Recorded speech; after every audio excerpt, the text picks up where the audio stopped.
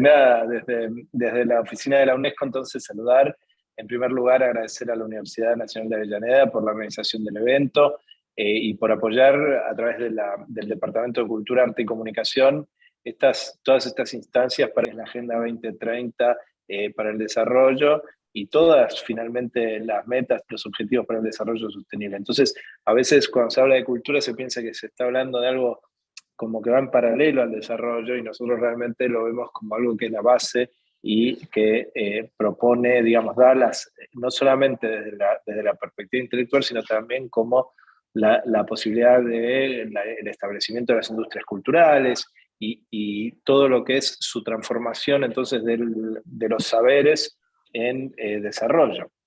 Y en ese sentido también las felicitaciones al equipo de investigadoras e investigadores que realizan esta contribución para posicionar el patrimonio cultural inmaterial como elemento clave de la recuperación post-pandemia, ¿no? Y que pone efectivamente de relieve la vinculación no solamente con el desarrollo, sino también con la inclusión social. Y creo que ahí es donde también es una de los baluartes de este concepto de desarrollo sostenible que en el fondo incorpora esa variante, esa variable, perdón, de la inclusión en el mismo concepto de desarrollo sostenible.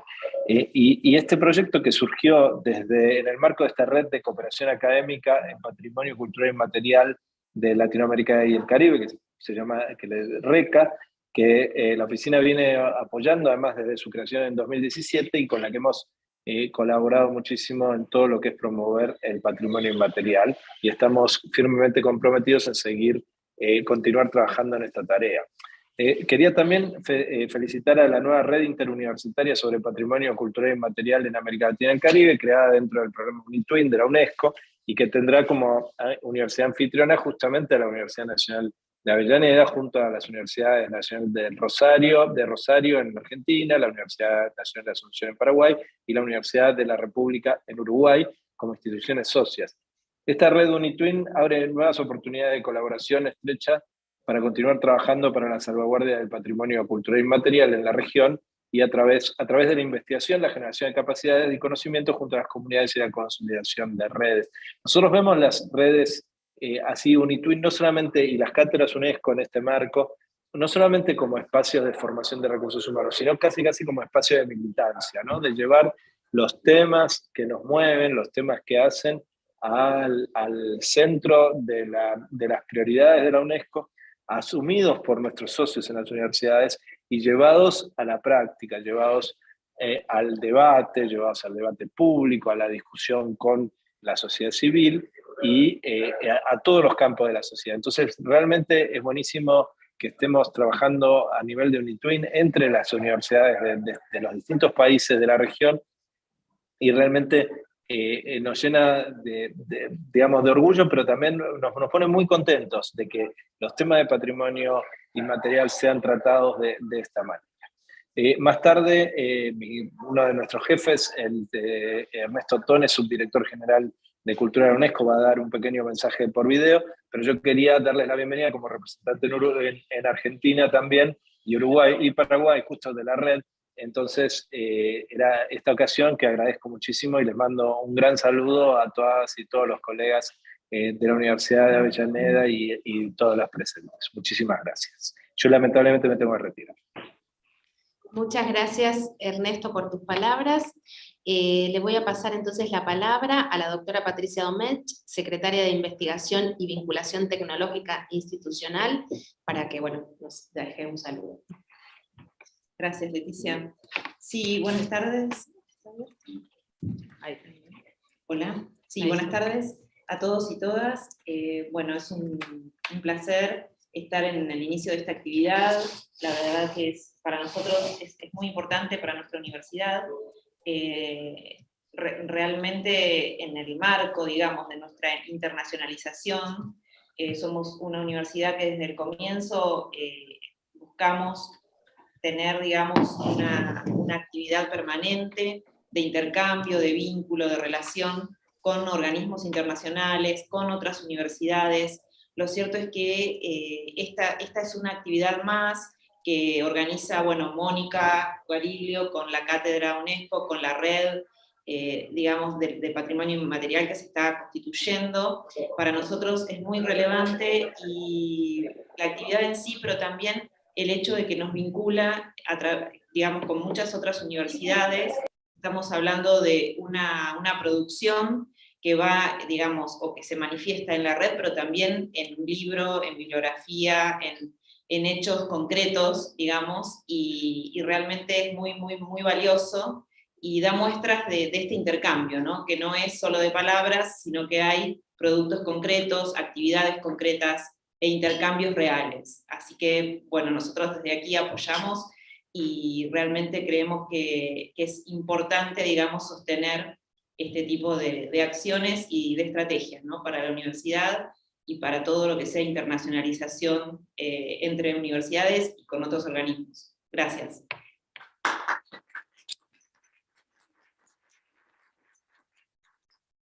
Bueno, agradezco a las autoridades que nos están acompañando. Hoy la vicedecana del Departamento de Cultura, Arte y Comunicación, la licenciada Liliana Conlés. Acá agradecemos enormemente al director de la licenciatura en Periodismo, licenciado Santiago Albarracín, que nos acompaña y nos ayuda muchísimo. Muchas gracias.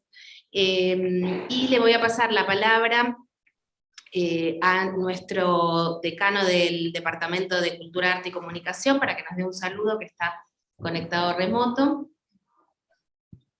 ¿Qué tal? ¿Cómo les va? Buenas noches. Gracias, Leticia. Bueno, un saludo muy grande a nuestra secretaria de investigación, a Patricia Domecq. Gracias a Norma, a Mirta, a Gonzalo, a Mirva y a Santiago también, nuestro operador de transmisiones mundiales del mundo, como se dice habitualmente. Bueno, no, simplemente quería hacer público el reconocimiento a todo el trabajo que se viene haciendo puntualmente desde la cátedra UNESCO-UNDAV, a Mónica, a Guariglio. Nosotros somos un departamento nuevo en la Universidad Nacional de Avellaneda, tenemos cuatro meses de vida, y bueno, a partir de esta nueva etapa con Mónica pusimos una agenda de trabajo muy intensa. Ella puso, la verdad, vamos a decir la verdad.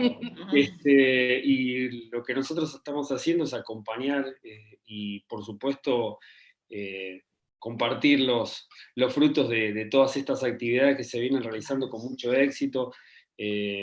Sabemos muy bien que nuestra universidad se ve prestigiada por este tipo de vínculos, desde las cuestiones de investigación, de cooperación internacional, todo lo relacionado con lo académico, y nuestro departamento va a seguir estando al lado de todas las iniciativas de este tipo. Bueno, ahora por una cuestión fortuita se suma la participación que vamos a tener en la conferencia de CLACSO, la conferencia de América Latina y el Caribe, donde casualmente también vamos a trabajar mucho de estas cuestiones relacionadas con el título de esta publicación, ¿no? La agenda para el desarrollo de la era post-COVID en América Latina y el Caribe.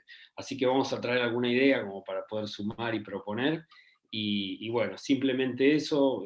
Vamos a seguir construyendo esta red internacional. Estuvimos hablando con la gente de Rosario, que está muy, muy comprometida también, con el rector Franco Bartolacci, bueno, y gente que la verdad quiere sumarse y articular para trabajar en estos temas que realmente son muy, muy importantes y muy interés, y para aportar en esta época tan difícil que estamos viviendo. La post-pandemia nos encuentra en un momento de crisis de diversos aspectos, ¿sí? Y me parece que las ciencias sociales, el mundo de la cultura tiene que aportar algunas cuestiones relacionadas a transitar una recuperación, una reconstrucción de relaciones directas con lo que nos pasa, con soluciones que necesitan los países de América Latina, con todas las inequidades que sabemos que estamos viviendo. Así que muchísimas gracias, y bueno, los escucho para aprender un poco más sobre este patrimonio cultural inmaterial que uno está empezando a conocer. Les cuento, yo provengo del mundo de la comunicación, soy periodista, y hablando un poco el otro día sobre estas definiciones que realmente son muy interesantes para conocer un poco todo lo que nos pertenece como patrimonio cultural. Bueno, muchas gracias. Muchas gracias, Daniel. Muchas gracias, Daniel. Bueno, vamos a darle la bienvenida oficialmente, si bien ya se la hemos dado antes, que nos está acompañando Alcira Sandoval Ruiz, que ha venido desde Montevideo para acompañarnos en esta presentación, pero ha tenido una participación muy activa en todo lo que es la red y la publicación, así que Alcira, te damos la bienvenida, luego nos estarás en uno de los paneles. Y ahora pasamos a ver un pequeño video que nos envía Ernesto Tone, subdirector general de Cultura de UNESCO. Así que veamos un segundito el video. ¿Es este? Sí.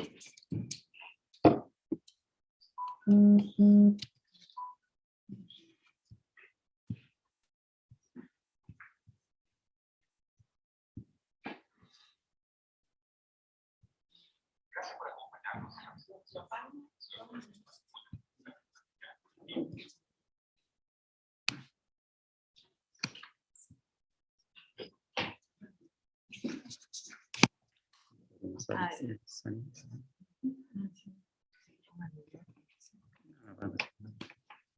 Vamos a ponerlo así.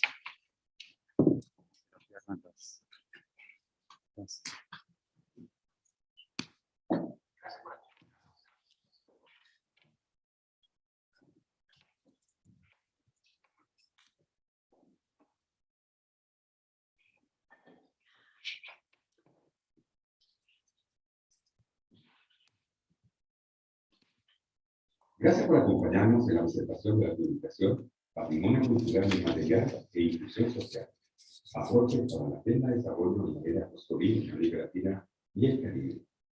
Para la UNESCO, en especial para nuestra oficina de Montevideo, ha sido un honor coordinar y editar esta publicación, la cual, como ustedes saben, es el resultado de un esfuerzo colaborativo de 19 organizadores e investigadores de 9 países de la región que han trabajado en el desarrollo de un modelo de análisis multidimensional que permita evaluar los aportes del patrimonio cultural y material en los procesos de inclusión social. Se trata de un trabajo novedoso y de gran importancia para avanzar en la transversalidad de la cultura y en la generación de indicadores que nos permitan medir su contribución en términos de desarrollo político institucional, educativo, medioambiental, socioeconómico, técnico-comunicacional y cultural. Los efectos de la pandemia, que seguimos enfrentando hasta el día de hoy, no han hecho más que acentuar las problemáticas ya presentes en la región. El crecimiento de la pobreza, la desigualdad, el deterioro en el acceso a la cultura, entre otros factores. La cultura como vector de resiliencia y desarrollo humano debe estar presente en la agenda de desarrollo y de recuperación pública, tomar en cuenta el patrimonio vivo y en el fortalecimiento del sentido de pertenencia entre las distintas comunidades.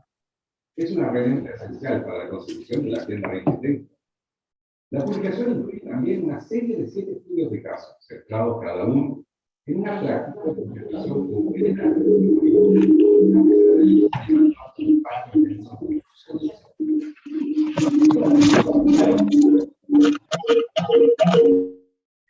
conversación y trabajo colaborativo entre la academia y las comunidades portadoras del patrimonio material. A través de estos encuentros se consolidan nuevos saberes, nuevos conocimientos, que muchas veces son compartidos y que son claves para desarrollar estrategias efectivas de salvaguardia de nuestro patrimonio. Nuestro trabajo no termina con la presentación de esta publicación. Al contrario, este es solo el inicio de una serie de eventos y acciones en favor de la salvaguardia del patrimonio cultural inmaterial a través de la aplicación de la Convención de 2003 de la UNESCO y en coordinación con los socios. Desde la UNESCO estamos convencidos que este diálogo es el camino para conseguir un mundo que sea más resiliente, inclusivo, sostenible y, por supuesto, equitativo.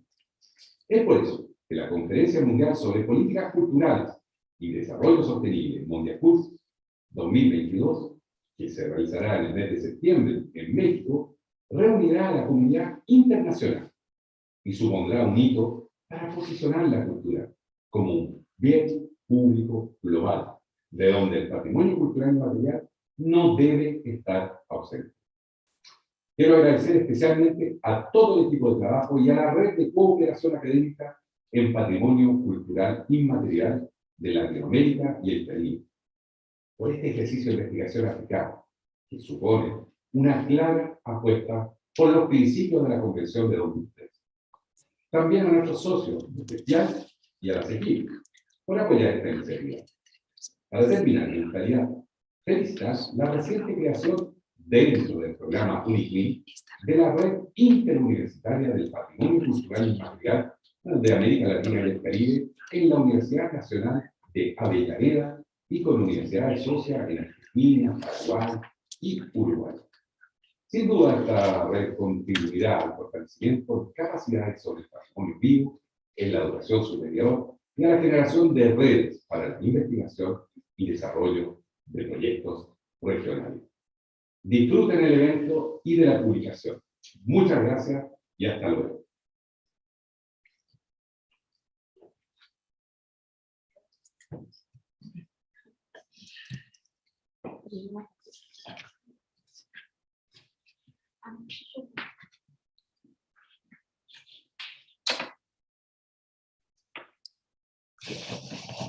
Bueno, para terminar los saludos, agradecemos a todos y todas quienes nos están acompañando, quienes han venido desde las provincias, desde lejos. Ahora vamos a pasar al primer panel sobre para la presentación del libro. Agradecemos también a los docentes de gestión cultural, de turismo, que nos están acompañando, a los estudiantes de ambas carreras, no sé si de otras carreras también, los que puedo ver de turismo, gestión cultural, egresados, así que bueno, Patricia, todo suyo. Tenemos todo. Sí.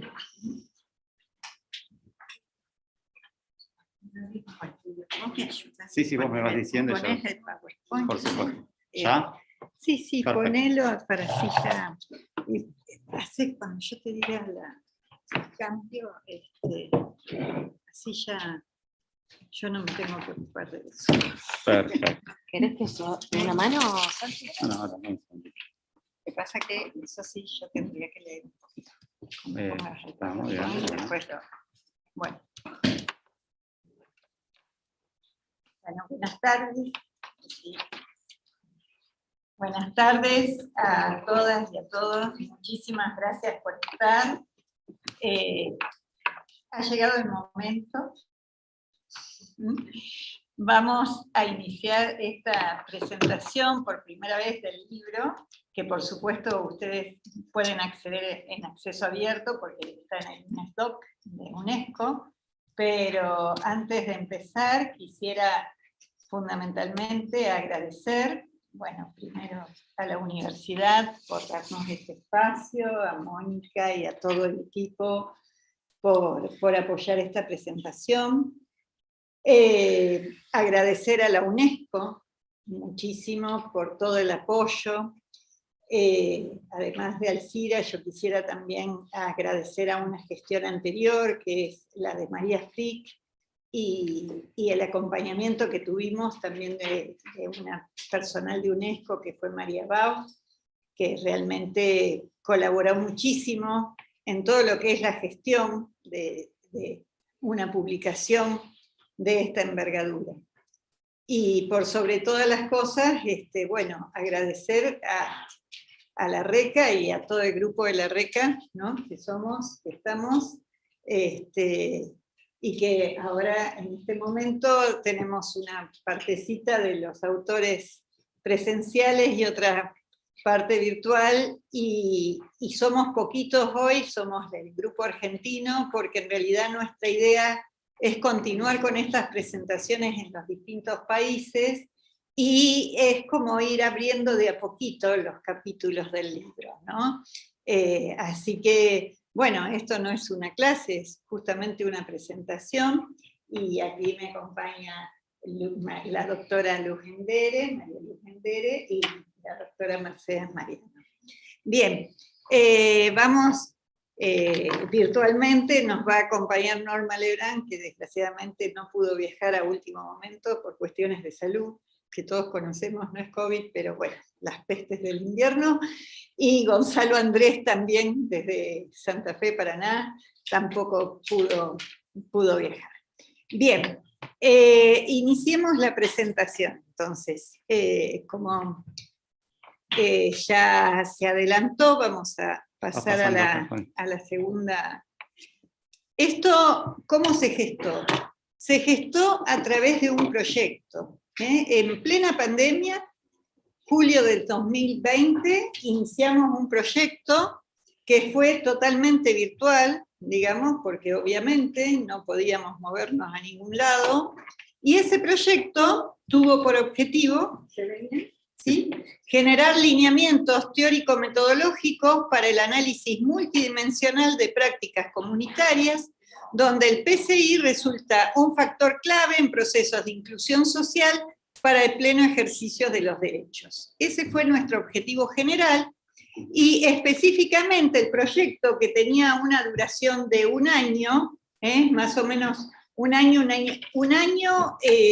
digamos, la parte del armado. Después, bueno, vino toda la parte de terminar la edición del libro, ¿no? Pero nos habíamos propuesto elaborar categorías conceptuales y metodológicas que permitan diseñar instrumentos y acciones para la sostenibilidad intersectorial de prácticas comunitarias en PCI como vector de inclusión social en la región iberoamericana. Reconstruir el debate sobre inclusión social PCI a los efectos de detectar modelos y casos representativos donde se revela la necesaria transversalidad del PCI para abordar las problemáticas de la Agenda 2030 para el desarrollo sostenible. Analizar prácticas comunitarias en PCI de la región iberoamericana e identificar los recursos y estrategias puestas en juego para activar procesos sostenibles de inclusión social. Transferir los resultados alcanzados en ámbitos gubernamentales, académicos y de extensión a la comunidad. Bueno, que ya sería la acción de transferencia, ¿no?, en un ámbito académico, pero como les había dicho, tenemos distintas, ya toda una serie de presentaciones en distintos ámbitos y en distintos países. Bien, con estas ideas, la RECA,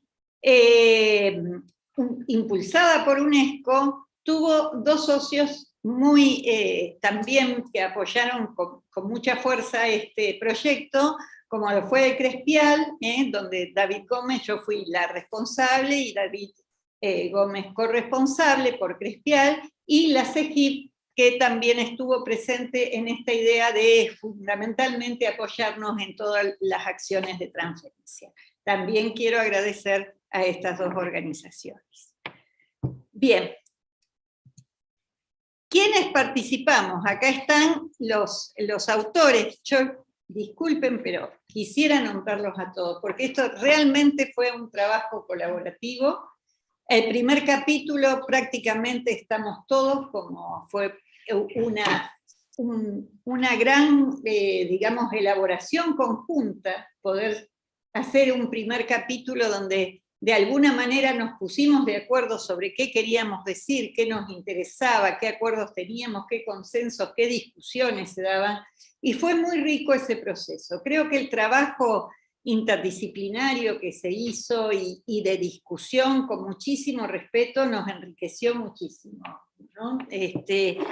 Bueno, entonces, como le decía, por Argentina, el grupo que hoy presentamos es Gonzalo Andrés, María Luz Gendere, Norma Lebrán, online, Mercedes Mariano, y quien les habla. Por Brasil tuvimos a la doctora Hilda de Fraga y al doctor Severino, José.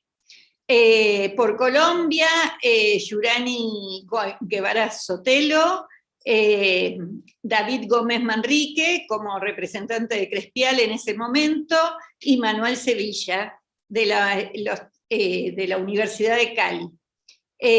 Bueno, por Costa Rica, Giselle Chan y Celia Barrante Jiménez, de la Universidad de Costa Rica. De Chile, de la Universidad Arturo Prat, Francisca Basaure y Bernardo Guerrero Jiménez. Los que dicen IR era porque era un grupo responsable, de investigadores responsables y colaboradores también investigadores, ¿no? Pero bueno, todos participamos por igual. En México, en Michoacán, tuvimos a Ignacio Moreno Nava y a Carlos Muñoz Ruiz. De República Dominicana, a Virginia Floresazo, y de Uruguay, a Olga Picún y a Gonzalo Jiménez. Eso, digamos, es todo el grupo que digo investigadores y autores, a los cuales realmente les agradezco también muchísimo porque han sido muy dedicados en su trabajo. Bien, ¿de qué habla este libro?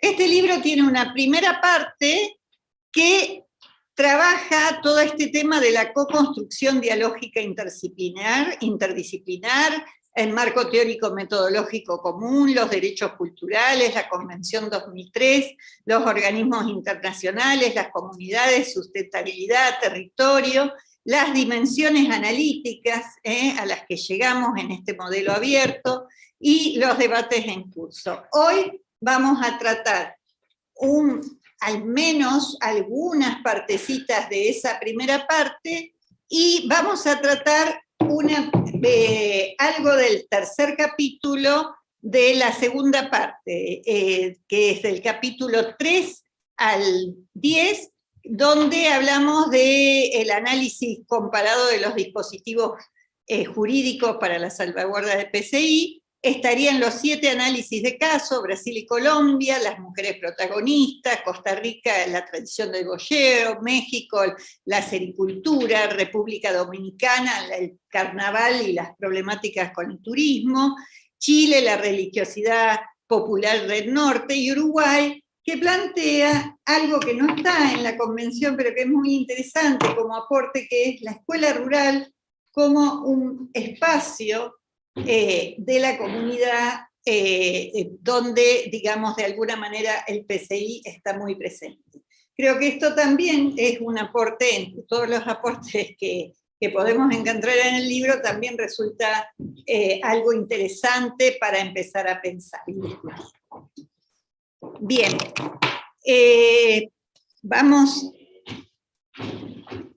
a, antes de escucharlo a Gonzalo, yo solo les quiero mostrar, a ver si me apoya el cambio de lo que ha sido, cómo se pensó y cómo se llegó gráficamente a este modelo multidimensional tan complejo que nos permite pensar el PCI y la inclusión social en una trama verdaderamente multidimensional que no debe dejar fuera ninguna de las dimensiones, ¿no? Que, a ver, ahí les quiero mostrar justamente nada. Aquí está.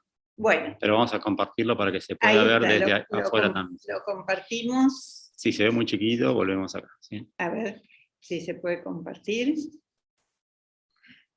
Ahí se ve. Algo se ve, se puede cortar arriba. No, podemos sacar acá la pantallita. A ver. Y ahora sí. Bueno. Con los dos. Ahí estamos. Bueno, ven esto que se puede ver en 3D, que no lo puedo mover. ¿Por qué no yo lo quería mover, como hoy lo movía? Bueno, esta idea, ¿no? ¿Ven cómo se atraviesan? Piénsenlo gráficamente y miren esas dimensiones, ¿no?, que tenemos, como había dicho Ottone, el señor Ottone, cómo se atraviesan, se juegan, se pueden visualizar y que no podemos dejar de ver una sin ver la otra, e incluso de girar, ¿no? Y esta mirada que tiene que dar vuelta, que tiene que envolver, que tiene que ver esa complejidad, que no se puede quedar con un solo punto de vista, ¿no? Aquí está esta idea del 3D, nos lo está mostrando muy bien, y que tiene que ser mirado desde todas las dimensiones y desde todos los actores. Es nada más, está en la página de la RECA PCI-LAC, en nuestra página, si ustedes ponen en Google, está el dibujito del modelo, pueden pinchar y pueden incluso jugar con este interactivo. Como hago yo. ¿Cómo hacen? Exactamente. Todo esto está online, así que pueden perfectamente después investigarlo lúdicamente, pero es este juego que nos permite pensar. Y así en este juego y en este placer, en esta complejidad, fue que fuimos elaborando este libro. Y bueno, y ahora quiero dejarle la palabra a Gonzalo, así nos habla un poquito de justamente la complejidad de este modelo. Bueno, buenas tardes. No sé si yo quisiera seguir con la presentación, no sé si es posible, con la diapositiva referida al enfoque complejo, como bueno, para tener una guía los que están presentes. Bueno, en primer lugar, quiero agradecer a la Universidad Nacional de Avellaneda por ser anfitriona, por organizar y por ser anfitriona de este evento. Y también, por supuesto, a la UNESCO, a SEGIP y a CRISPAL, que fueron promotores y organizadores y financiadores de este proyecto que dio como resultado el libro. Bien, en primer lugar, no sé si ya están viendo las diapositivas, me gustaría decir que la estrategia metodológica que desarrollamos para configurar este modelo de análisis que Patricia estuvo mencionando, vinculó el enfoque experimental y reflexivo de las ciencias sociales con la intervención sociocomunitaria en distintas prácticas de PCI en distintos países de la región. En el marco de nuestro proyecto realizamos sucesivos debates sobre las problemáticas que hoy se presentan en torno al patrimonio cultural inmaterial y el estado del arte sobre la cuestión, lo cual nos llevó a la necesidad de adoptar justamente este abordaje sistémico complejo que estamos presentando. Entendemos que la exclusión social afecta a segmentos de la población que sufren una privación o limitación de derechos, recursos materiales o capacidades debido a motivos de religión, etnia, ideología, condición física, política, económica u otras. Por ello, para evaluar esos procesos y prácticas de exclusión e inclusión social en torno al patrimonio cultural inmaterial, es ineludible que se vinculen las condiciones contextuales que se configuran con los aspectos ambientales, culturales, institucionales, económicos, educativos y tecnológicos. De allí que las propuestas vinculadas exigen considerar una serie de aspectos heterogéneos, no solamente para el análisis, sino también para el desarrollo de políticas de inclusión social y de prácticas sostenibles y no excluyentes. Por eso, desde esta perspectiva teórica, elaboramos este modelo analítico multidimensional sobre el patrimonio cultural inmaterial y la inclusión social, que puede servir justamente para el análisis, pero también para mejorar la gestión y las políticas públicas referidas a estas problemáticas. El modelo posibilita el análisis de prácticas comunitarias en diferentes casos de estudios, lo cual es clave para entender los procesos de inclusión y de exclusión social. El objetivo de la herramienta es colaborar en el análisis de las condiciones de sustentabilidad, de participación y no exclusión en diversos contextos patrimoniales, atendiendo especialmente a los desafíos que estamos atravesando en la pandemia y para la pospandemia del COVID-19. En tal sentido, el patrimonio cultural, entendido como sistema complejo, está compuesto por elementos heterogéneos que están en constante interacción y cambio. Vale mencionar que retomamos esta perspectiva de los sistemas complejos que fue introducida por el epistemólogo e investigador Rolando García, epistemólogo argentino. Los sistemas complejos están, por un lado, están compuestos por una serie de elementos heterogéneos y procesos de distintos niveles de interrelaciones, tanto a nivel interno como externo. Esta definición de sistema tiene dos implicancias teóricas y metodológicas, por supuesto. Una de ellas es que el cambio permanente es su rasgo constitutivo, y la otra es que para comprender sus características hay que tener en cuenta los elementos del entorno. Es decir, estos sistemas están integrados por múltiples factores y que están en constante interacción y que son abiertos y que se van modificando.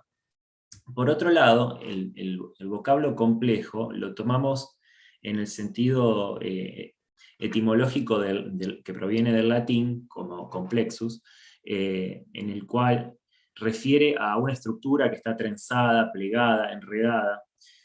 De esta manera, este enfoque sistémico complejo lo que evalúa es justamente estos sistemas o estos contextos que están conformados por múltiples elementos y que están en constante interacción e interrelación dialéctica entre el todo y las partes, y a la vez en constante cambio debido a su vinculación con el exterior o con el entorno.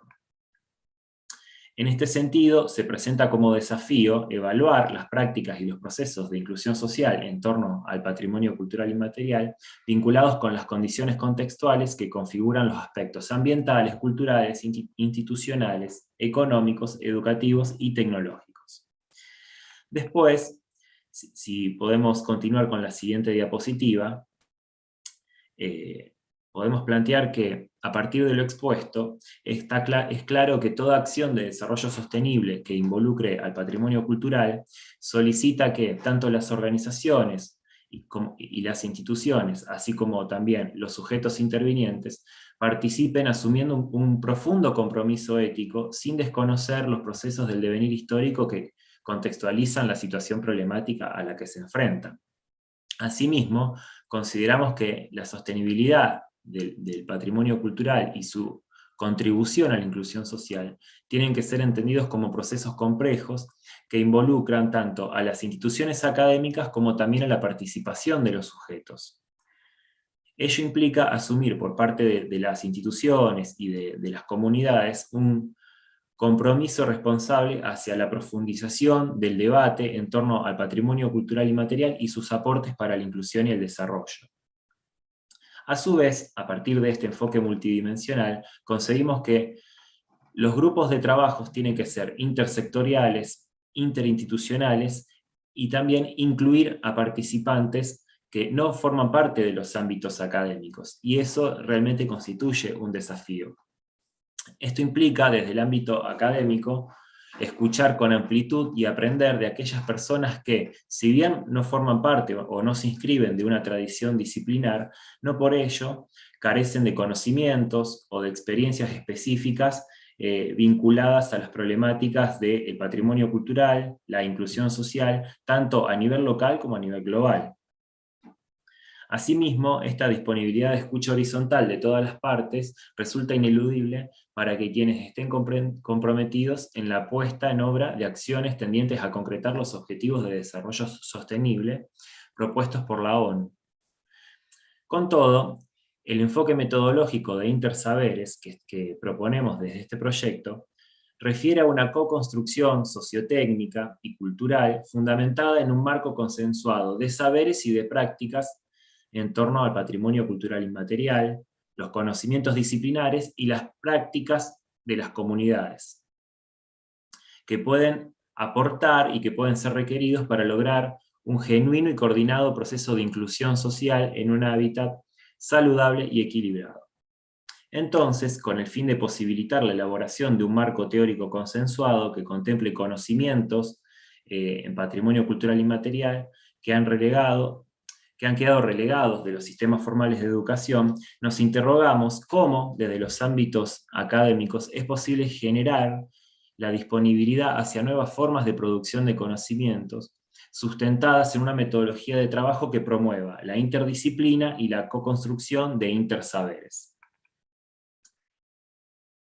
Con todo, bueno, justamente como les mencionaba, la metodología de trabajo pertinente para esta problemática requiere un posicionamiento ético, epistemológico e institucional comprometido para la salvaguarda del patrimonio cultural inmaterial y para procesos de inclusión social.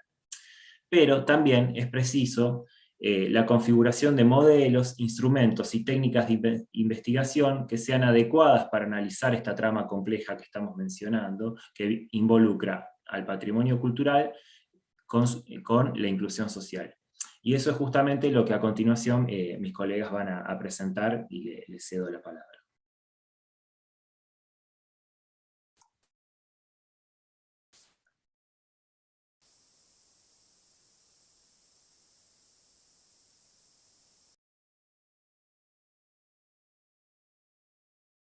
Hacer un comentario respecto de los valores intangibles de esta publicación. Un grupo tan interesante de colegas del ámbito latinoamericano.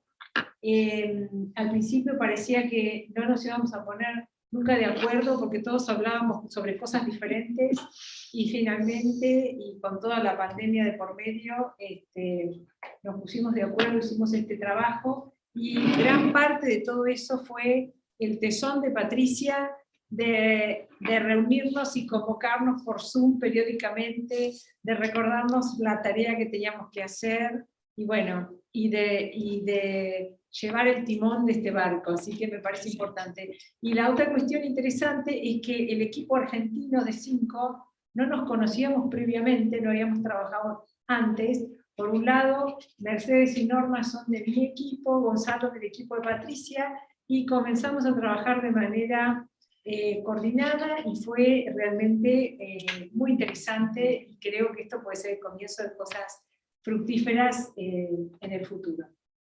Así que bueno, son los aportes que hemos recibido de este libro, que también nos gratifican, y bueno, y la sinergia que pudimos alcanzar gracias a este esfuerzo conjunto.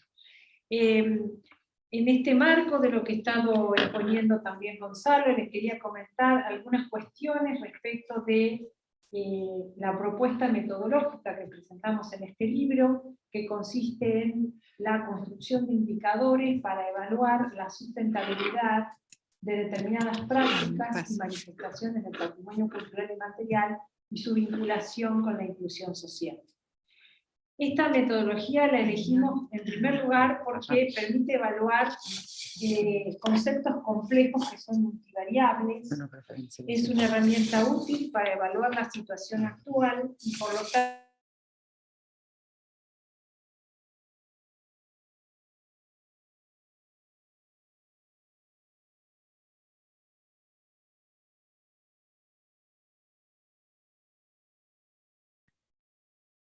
indicadores de sustentabilidad.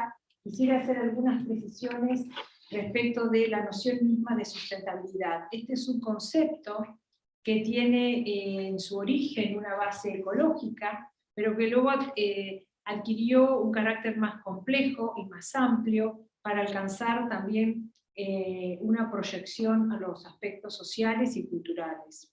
Se lo suele emplear en relación al desarrollo sostenible, que es aquel que satisface las necesidades de la generación actual sin comprometer la capacidad de las generaciones futuras para satisfacer las suyas. Esta es la definición tradicional de desarrollo sostenible, y en ese marco la sustentabilidad constituye un proceso de interacción e integración sinérgica entre diferentes subsistemas económicos, sociales, físicos y naturales que permiten garantizar el bienestar de la población y la preservación del medio ambiente a largo plazo.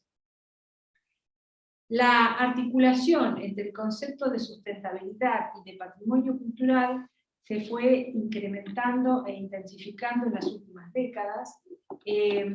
Cada vez es más explícita esa relación si nosotros analizamos los documentos de UNESCO y de ICOMOS, por ejemplo, y en este aspecto la UNESCO ha trabajado activamente para incluir la cultura en los objetivos del desarrollo sostenible en la Agenda 2030 de las Naciones Unidas. y hay una meta que es la 11.4, que hace referencia explícita al patrimonio cultural, estableciendo que se deben redoblar los esfuerzos para proteger y salvaguardar el patrimonio cultural y natural del mundo. En ese marco, se hace explícita la necesidad de articular la salvaguarda del patrimonio en las políticas públicas estatales para alcanzar el desarrollo sostenible. Y la construcción de indicadores es una herramienta útil para poder evaluar de qué modo el patrimonio cultural contribuye al logro de ese desarrollo sustentable. De este modo, entendemos que es posible traducir todas estas perspectivas teóricas en indicadores, en este caso cualitativos, como lo que hemos estado trabajando. Para ello, desde el punto de vista de esta metodología, hay algunos pasos a seguir. En primer lugar, tener en cuenta la ubicación espacio-temporal y el contexto en el que se desarrolla cada una de estas manifestaciones del patrimonio sustentable, haciendo un análisis muy amplio de todos los aspectos, esta complejidad, estas múltiples dimensiones que mencionaba Patricia. En segundo lugar, poder identificar qué objetivos y metas queremos evaluar, a partir de ahí identificar estos indicadores, y luego identificar, seleccionar y evaluar subindicadores. Y en este punto es importante tener en cuenta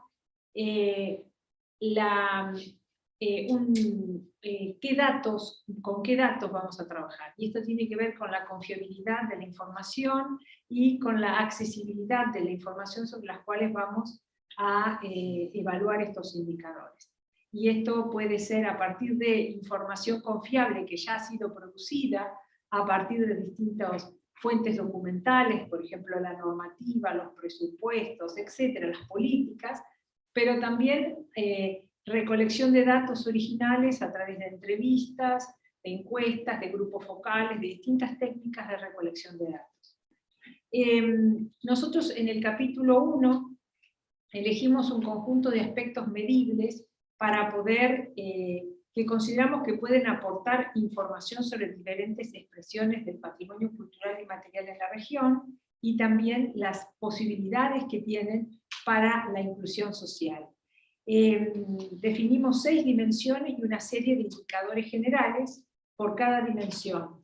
En el capítulo 2 tomamos como ejemplo, y ahí sería la siguiente, una dimensión que es la político-institucional, y tomando un caso hipotético, desarrollamos ese indicador con algunos subindicadores, aquellos que tienen que ver con los aspectos de la implementación de las normas, para poder demostrar cómo se puede desagregar un indicador. A partir de allí es posible, para el caso concreto, establecer gradientes. ¿Qué serían gradientes? Bueno, ¿cuál es la situación óptima? ¿Cuál es la situación bastante buena? La situación regular, la situación mala. Lo importante de destacar es que estos indicadores se construyen en relación a un caso concreto.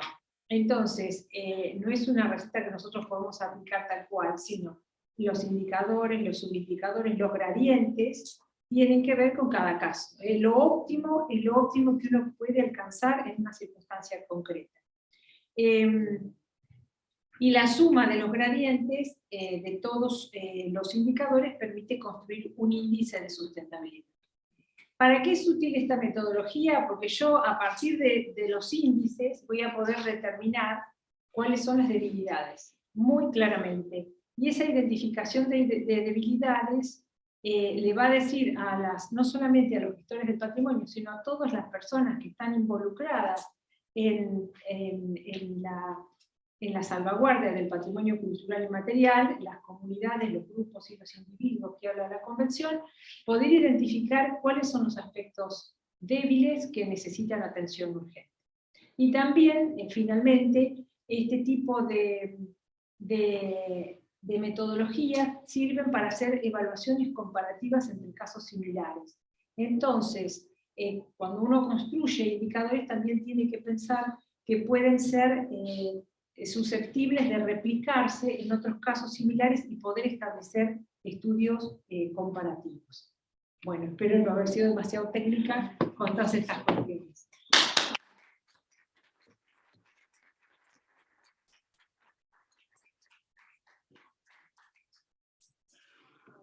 tardes a todos y todas, gracias por venir. A Norma y a mí nos toca introducir lo que sería el último capítulo, el capítulo 3, en el que somos autoras, y que claramente tiene la identidad, o que tiene que ver con la experticia, precisamente de María Luz y de Norma, que es como el corazón de este gran capítulo, porque lo que presentamos es un análisis de la regulación legal sobre el patrimonio cultural e intangible existente, a fin de poder efectuar una evaluación cualitativa de la sustentabilidad en el marco normativo. Así como el resto de los capítulos van a tener esta aplicación, este análisis del modelo en casos concretos, bueno, en el caso de Argentina lo que propusimos es ver qué estaba pasando con las normativas legales en torno a la salvaguarda del patrimonio cultural en todos los países de Latinoamérica. En este sentido se trabajó con aquellos dispositivos, con herramientas que potencian y favorecen la salvaguarda sustentable del patrimonio, y que se encuentran garantizados, como dije recién, jurídicamente en los países que se encuentran representados en el proyecto, que ahí es lo que claramente dice la diapositiva, que es volver a repetir los países que intervienen en el proyecto, que los presentó hace un ratito Patricia. La intención de este trabajo fue mostrar la potencialidad que tiene este modelo multidimensional para analizar el estado de situación, ¿no?, de la regulación jurídica que de manera directa o indirecta contribuyen a la salvaguarda del patrimonio cultural intangible en Latinoamérica. Sobre todo, pudiendo demostrar o poner en evidencia los múltiples espacios de convergencia. En virtud del alcance propuesto para este capítulo, y claramente sabiendo que es una tarea imposible realizar un examen exhaustivo de cada uno de los países, se destacaron principalmente aquellas regulaciones que son significativas en cada una de las dimensiones, para evidenciar luego los ámbitos normativos en los cuales se manifiestan esos componentes del modelo. A partir de ese análisis se desarrolló con mayor énfasis, que creo que también lo dijo María Luz recién, la dimensión político-institucional, e hicimos referencia a las otras dimensiones en la medida que estas aparecían en las normas que fuimos relevando. Si querés ahí. Entonces, los aspectos relacionados, por ejemplo, con la dimensión socioambiental, que encontramos o con los que trabajamos, se encuentran habitualmente dispersos en regulaciones pertenecientes a diversas subdisciplinas jurídicas. En muchas normas ambientales se hallan referencias tangenciales a los valores culturales relacionados con la conservación de los espacios naturales. Respecto a la dimensión educativa, cabe aclarar que también es un análisis exhaustivo de ello, requiere una revisión de instrumentos, de políticas que rigen en la materia, y lo cual otra vez excede ampliamente el alcance de lo que nos propusimos en estos capítulos, ya que es una información que no surge de la normativa analizada, salvo en algunas excepciones. La dimensión socioeconómica que se plantea en el modelo a partir del análisis de la sustentabilidad es vinculado con las comunidades portadoras. Los parámetros que pueden encontrarse en las normas jurídicas analizadas se refieren sobre todo al presupuesto estatal dedicado a políticas culturales y de patrimonio, y en casos aislados, a medidas de fomento de prácticas económicas sustentables para las comunidades.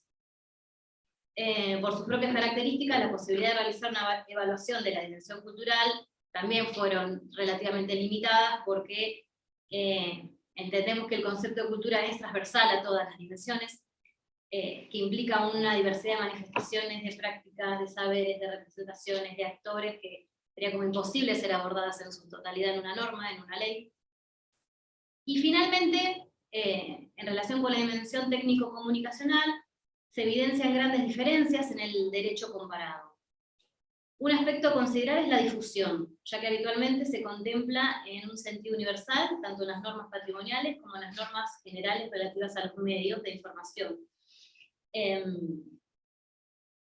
Otro aspecto tiene que ver con la información relativa al acceso y tenencia de tecnologías, las TICs, en la población, que surge a partir de los censos que estaban disponibles, y esto cabe destacar que es una dimensión que ha cobrado mayor importancia en el contexto de la pandemia y el COVID, que tiene que ver con la apropiación que han hecho muchísimos grupos para seguir poniendo en valor determinadas manifestaciones o expresiones en un contexto de pandemia donde el aislamiento nos imposibilitó las prácticas más tradicionales. Entonces, bueno, teniendo esto en cuenta, y que es un capítulo largo, y que lo tratamos de hacer con los 9 países que representan el proyecto, bueno, en esta presentación, la parte que le toca a Norma, por ahí tiene que ver cómo aplicamos esto al caso de la legislación argentina, prácticamente. Así que le cedo la palabra a Norma. Bueno, muchas gracias, Mercedes. Bueno, justamente lo que vamos a presentar acá es solamente el análisis de la regulación en Argentina. En este sentido, Argentina incorporó con la reforma constitucional el derecho al patrimonio cultural, que está configurado como un derecho y deber de todos los habitantes y que está garantizado en todos los niveles estatales, ¿no? No existe en nuestro país una norma general sobre patrimonio inmaterial. Si bien algunas manifestaciones culturales han sido protegidas mediante leyes específicas y se ratificó la Convención de UNESCO, es esta norma internacional la que funciona un poco como fundamento o plafón de las acciones de las instituciones gubernamentales, ¿no? En cuanto a la dimensión territorial o socioambiental, van a ver ahí en la diapositiva se mencionan las normas más importantes. Podemos ver que si bien en la reforma, como decía, se incorporó el derecho al patrimonio cultural, se lo hace de manera conjunta con el derecho al ambiente sano, y este es el que ha recibido más atención legislativa. Entonces, por ejemplo, la Ley General de Ambiente del año 2002 establece como uno de los objetivos de la política ambiental nacional la preservación, la conservación y mejoramiento de los recursos ambientales, tanto naturales como culturales. O sea que existe una concepción amplia de ambiente, que está también fundamentada en la doctrina jurídica, que concibe el ambiente como un sistema, un macro bien que incluye la cultura. Y en este sentido no solo se prevén acciones que se deben implementar desde el Estado, tales como el ordenamiento territorial, que debe atender a la cultura, sino que también se establecen dispositivos de participación ciudadana y de acceso a la información pública. Por otra parte, la Ley de Presupuestos Mínimos de Protección Ambiental de Bosques Nativos considera entre los servicios ambientales de estos bosques la defensa de la identidad cultural. En consecuencia, establece que uno de los aspectos a considerar en la evaluación de impacto ambiental del desmonte es la incidencia en el patrimonio cultural de las poblaciones. La Estrategia Nacional de Biodiversidad, por su parte, considera que la biodiversidad tiene dos dimensiones, una biológica y una cultural. Y en esta última se incluyen los estilos de producción basados en recursos nativos, como la consolidación de las culturas. Y como resultado de esta estrategia, o uno de los resultados, fue aprobada la Ley de Reparación Histórica de la Agricultura Familiar, que otorga, porque tiene un nombre más largo, pero que otorga relevancia a esta práctica de la agricultura familiar, que es una práctica campesina e indígena, y a los saberes asociados a la misma. En nuestro país, el acceso de las comunidades indígenas a los territorios ancestrales y sagrados es un elemento fundamental para salvaguardar las manifestaciones culturales inmateriales, y a partir de la reforma del Código Civil y Comercial se reconoció en la legislación nacional el derecho a la posesión y a la propiedad comunitaria de esas tierras que tradicionalmente ocupan estas comunidades indígenas. Sin embargo, desde el 2006 se ha declarado la emergencia en materia de posesión y propiedad de las tierras de estas comunidades. Como decía Mercedes, en cuanto a la dimensión socioeconómica, hay limitaciones para analizar la normativa, pero puede observarse que la mitad de las provincias de Argentina destinan un presupuesto propio a actividades de capacitación y formación en patrimonio inmaterial. Y un análisis de Crespial, que fue realizado en 2018, indicaba que las asignaciones presupuestarias provinciales y municipales eran exiguas en ese momento para sostener acciones en el ámbito del patrimonio inmaterial. Sin embargo, las comunidades y los grupos portadores pueden acceder a diversas líneas de financiamiento o subsidios que se implementan desde el ámbito nacional. En cuanto a la dimensión político-institucional, se manifiesta una estructura administrativa descentralizada que es acorde con la organización federal de nuestro país, y por ende existe un organismo nacional que procura coordinar acciones, estas acciones cuando son promovidas de los ámbitos provinciales, ¿no? En general, en los ámbitos provinciales no existen en el organigrama un ámbito exclusivamente dedicado al patrimonio inmaterial, por ende los planes y programas de gobierno se implementan desde las carteras de cultura. En el ámbito nacional se implementó un relevamiento de elementos del patrimonio inmaterial, que también se inició en algunas provincias que poseen alguna regulación específica sobre este elemento. En nuestro país existen 3 elementos que están inscritos en la lista representativa del patrimonio inmaterial que creó la Convención de UNESCO. Son el tango, que fue una postulación conjunta con Uruguay en el año 2009, el fileteado porteño en el 2013 y el más reciente, el chamamé, en el año 2020. Sin embargo, hay dificultades en la transmisión de saberes y la recreación de estas prácticas que han sido advertidas por los portadores. En relación a la inscripción identitaria, que era otro de los indicadores que tomábamos, en el Censo Nacional de 2010 se incluyó información sobre la identidad étnica y se ha mantenido en el último censo, como ustedes sabrán. Varias provincias han incluido las manifestaciones culturales relativas a la identidad indígena en sus regulaciones, en particular aquellas que están referidas a toponimias, a la educación bilingüe o más ampliamente bajo la denominación de tradiciones. Y resulta importante dar cuenta que nuestro país regula o exige más bien el consentimiento previo, libre e informado para aquellas actividades científicas que tengan por objeto a las comunidades aborígenes, incluyendo su patrimonio histórico y cultural. En cuanto a la dimensión técnico-comunicacional, Argentina aprobó en 2009 la Ley de Servicios de Comunicación Audiovisual, que reguló estos servicios, y entre los principales objetivos de esta norma estaba la promoción del desarrollo cultural, la difusión del patrimonio cultural y la preservación y promoción de la identidad y valores culturales de los pueblos indígenas. La disponibilidad de artefactos de tecnología y las habilidades y frecuencia de uso son espacialmente heterogéneas en la Argentina. Y para analizar la dimensión educativa es necesario atender a la multiplicidad de jurisdicciones que poseen competencias sobre este aspecto, ¿no? Ya que tanto las provincias como la nación tienen competencias y facultades concurrentes en algunos ámbitos. En Argentina el ordenamiento jurídico garantiza la educación intercultural bilingüe.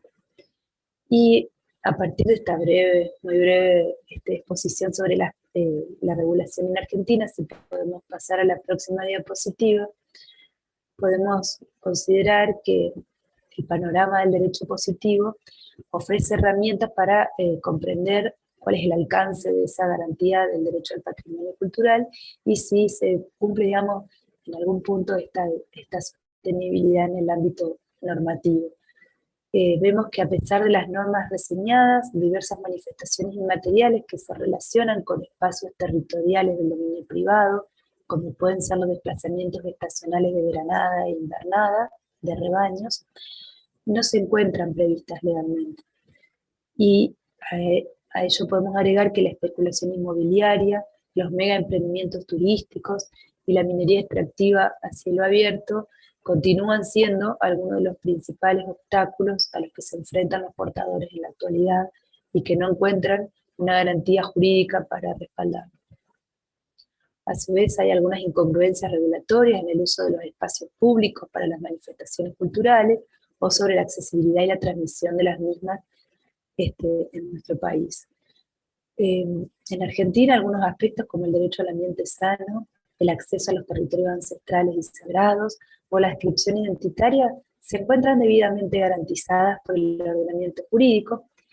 Esto no implica que siempre estas garantías sean efectivas, porque nuestro análisis solo fue realizado sobre la normativa y no sobre la efectividad de la misma.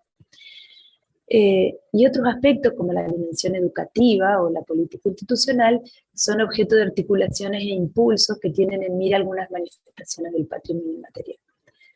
La dimensión técnico-comunicacional en esta etapa no es posible hacer un análisis que permite identificar dispositivos específicos de salvaguarda del PCI en la regulación, y entonces es aún un desafío poder potenciar estos aspectos en un contexto de post-pandemia, ¿no? Bueno, esto es lo que quería comentarles y bueno, agradecerles a todos y a todos por la atención.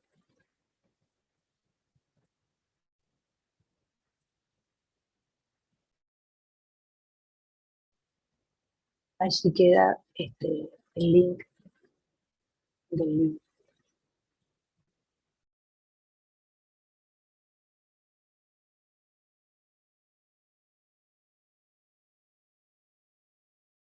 Conversando y hablando sobre estos temas, discutiendo y aportando. Y ahora, bueno, seguirá el próximo panel. Bueno, muchísimas gracias.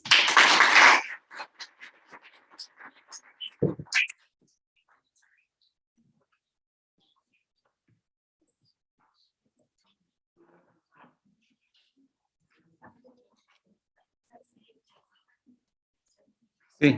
Con ella y pantalla el video de Enrique. Sí, es el otro video de reunión. Sí. El que vos arreglaste. Para decir a los resaltantes. Perfecto. Que se vea.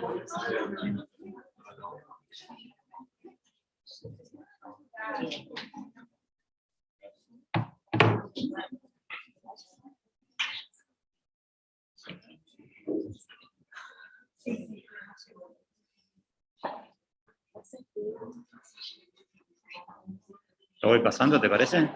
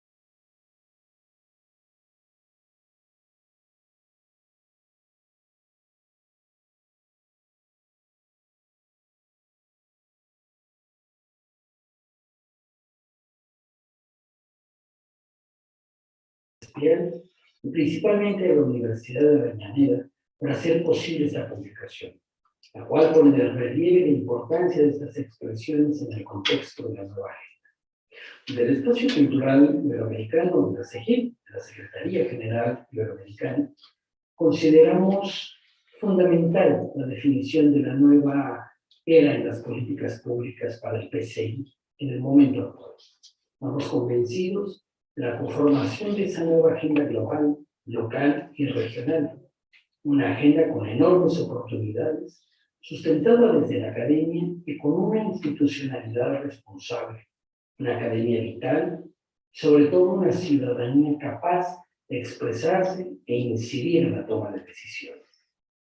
Tenemos ante sí el enorme desafío de lograr un Mundiacult exitoso y en su gradual aplicación estamos todos comprometidos, tal y como lo ha señalado nuestro amigo Ernesto Toro. Nuestra región ha demostrado estar a la altura en el tratamiento de este tema en particular. Hemos sido capaces de desarrollar marcos normativos a partir de la suscripción de las respectivas convenciones y hemos desarrollado mecanismos institucionales, académicos y participativos sin precedentes. El reto ahora es dar pasos más firmes y sin retorno.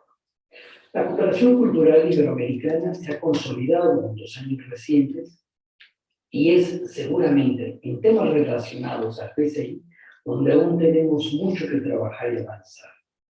Se ha hecho mucho sin lugar a dudas, sin embargo, tenemos ante sí el desafío de seguir poniendo en el centro de las decisiones a ese individuo, a ese colectivo, a esa comunidad.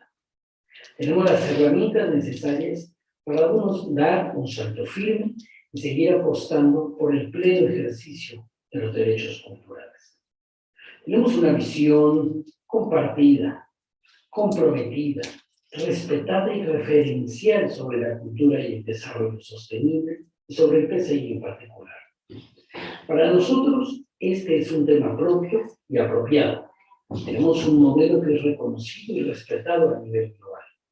Los invito a que no lo olvidemos y a que trabajemos juntos por ello, tal y como lo demuestra esta publicación, a la cual le deseamos el mayor de los éxitos en su difusión, en su divulgación, y que sea un nuevo documento de referencia sobre todo en este contexto post-COVID que nos está tocando vivir.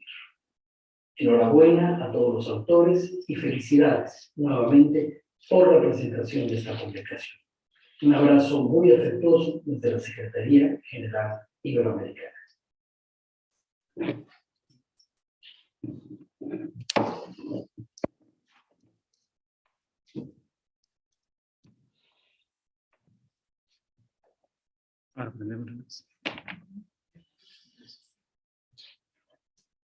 Hola, muy buenas noches a todos y todas, a los que nos acompañan aquí en la sala y también a quienes nos están siguiendo por el canal de YouTube.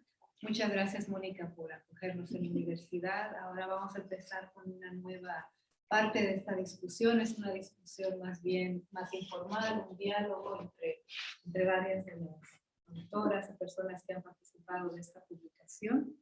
Y me gustaría empezar presentando a las personas que son parte de este panel muy brevemente. Voy a empezar con Mónica Oribe, a quien conocemos todos, pero por si acaso alguna persona no la conoce muy bien. Bueno, Mónica es abogada, como saben es la directora de la Cátedra UNESCO de Diversidad Cultural, Creatividad y Políticas Culturales de la Universidad Nacional de Avellaneda, es profesora de la licenciatura en Gestión Cultural de la UNDAP, integra la Coordinación General de la Red de Cooperación Académica en Patrimonio Material de América Latina y el Caribe, RECA, de PCI-DAC. También es consultora en políticas culturales y cooperación cultural internacional para la CEGIP. Integró el grupo de redacción de la Estrategia Iberoamericana de Cultura y Desarrollo Sostenible de la CEGIP también, es decir, exdirectora nacional de Política Cultural y Cooperación Internacional del Ministerio de Cultura de Argentina, y también es directora general de Museos del Gobierno de la Ciudad de Buenos Aires. ¿Se escucha bien? Aquí sí. También tenemos a la magister Mirva Aranda, que están acompañándonos a distancia por Zoom. Hola Mirva, bienvenida. Mirva es también abogada por la Pontificia Universidad Católica del Perú, magíster en Derecho, Antropología y Sociedad de la London School of Economics de Inglaterra. Ha trabajado en diversas ONGs peruanas de temas de pueblos indígenas y derechos humanos, realizando investigaciones académicas y coordinando proyectos. Ha sido docente también en la Pontificia Universidad Católica del Perú y otras instituciones, cuenta con diversas publicaciones, y como parte de su labor profesional ha realizado proyectos con pueblos indígenas de varios países de la región: Bolivia, Colombia, Ecuador, Panamá, Guatemala, Chile y México. Asimismo, cuenta con experiencia dirigiendo espacios de cooperación internacional en oficinas del Estado peruano y actualmente es la directora del Centro Regional para la Salvaguardia del Patrimonio Cultural y Material de América Latina, que también es un centro de categoría 2 de la UNESCO. También tenemos a la magíster Mirta Fabiana Millán, también por Zoom, que nos acompaña. Bienvenida, Mirta. Ella es miembro fundante de la comunidad mapuche urbana Villalmanque. Se desempeña laboralmente en el área de mujeres originarias del Ministerio de Mujeres, Políticas de Género y Diversidad Sexual de la de la provincia de Buenos Aires, Argentina. Bienvenida nuevamente. Y finalmente, nuevamente, a la doctora María Luz Endere, que como ustedes ya saben es investigadora principal de CONICET, dirige el programa de estudios interdisciplinarios de patrimonio del Instituto UAPA, es profesora titular de legislación y manejo de recursos culturales y vicedecana de la Facultad de Ciencias Sociales de la Universidad Nacional del Centro de la Provincia de Buenos Aires. También es directora de la Cátedra UNESCO de Patrimonio Ecológico del MICE. Después de haber dado paso al video de Enrique Vargas de la CEGIP, que nos ha dado un marco de referencia general sobre lo que significan las políticas públicas en patrimonio cultural y material, vamos a plantear algunas preguntas para las panelistas del día de hoy, y me gustaría empezar con Mónica, si te parece. Mónica, ¿qué supone esta publicación para la red RECA-PCI-LAC? ¿Y cómo crees que se podría lograr una mejor articulación entre las contribuciones del PCI y las políticas públicas, sobre todo en el marco de la recuperación de la pandemia? Bueno, en principio, gracias Alcira. Bueno, saludar a todos, a todas los presentes y a quienes están por Zoom.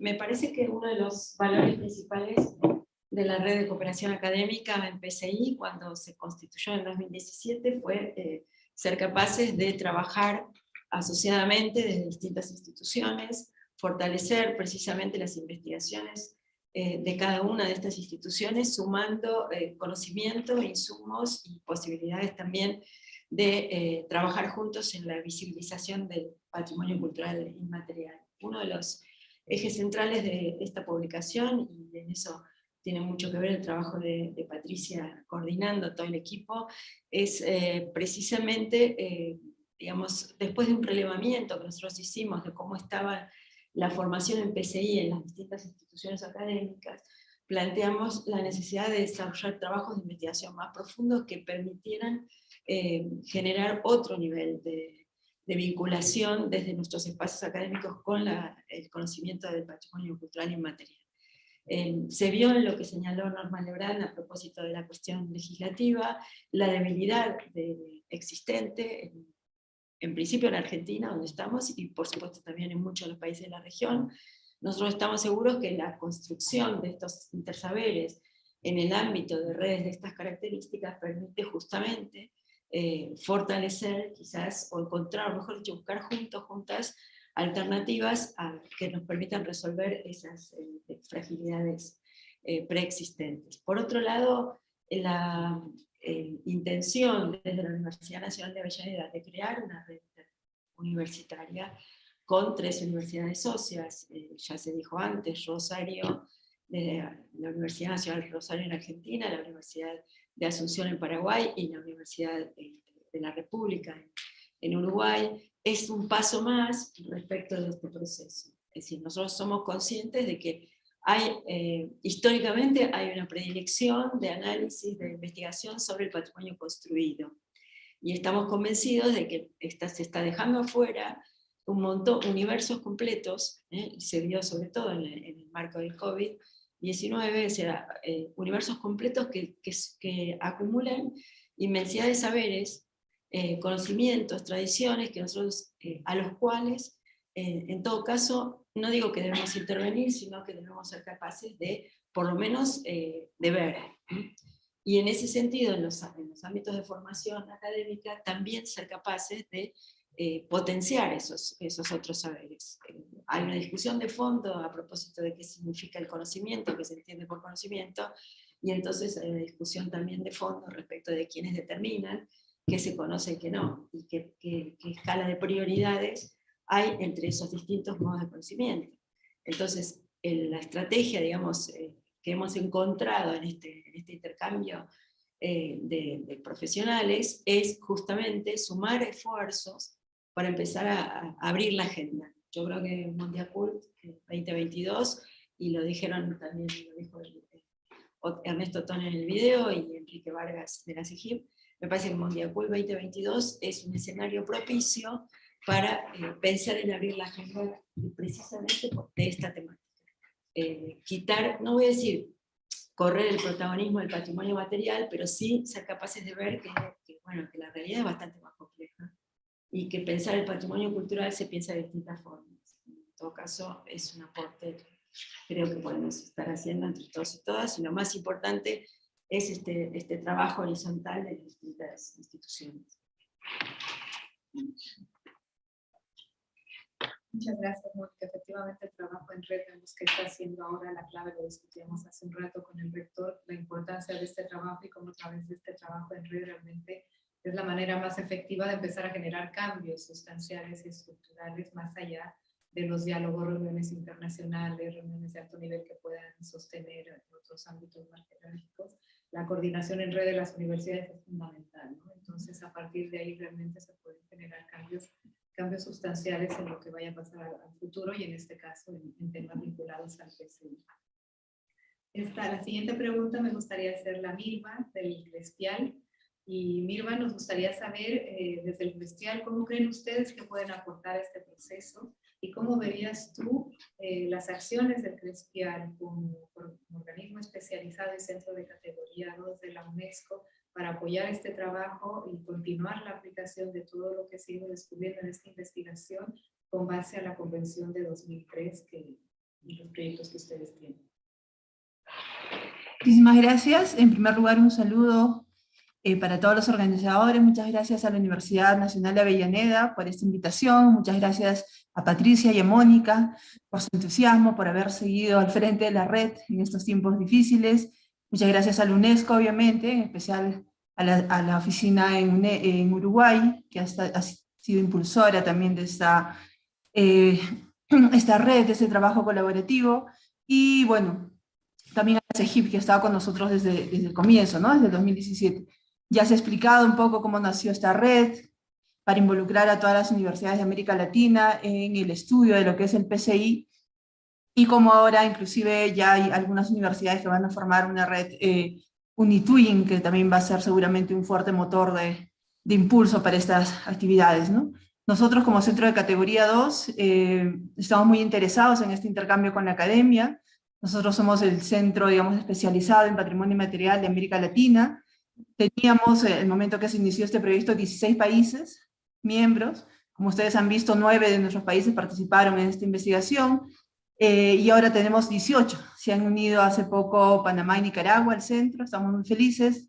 Tenemos una solicitud de Honduras también para unirse, y bueno, esperamos que en las próximas publicaciones y trabajos que se haga de la red puedan estar los 18 países, ¿no? Ese es uno de los primeros puntos que nos gustaría trabajar, para que más universidades y más centros de investigación y de estudio se puedan unir a esta red, y para que el tema del PCI, como era la intención que se había trabajado desde el comienzo con todas las instituciones, pueda ser estudiado, analizado desde el punto de vista académico, para que podamos ayudar a los estados a implementar la Convención del 2003, que es lo que a nosotros nos corresponde como centro, darles a los estados, a los gobiernos, herramientas para que puedan cumplir los compromisos que han asumido, ¿no?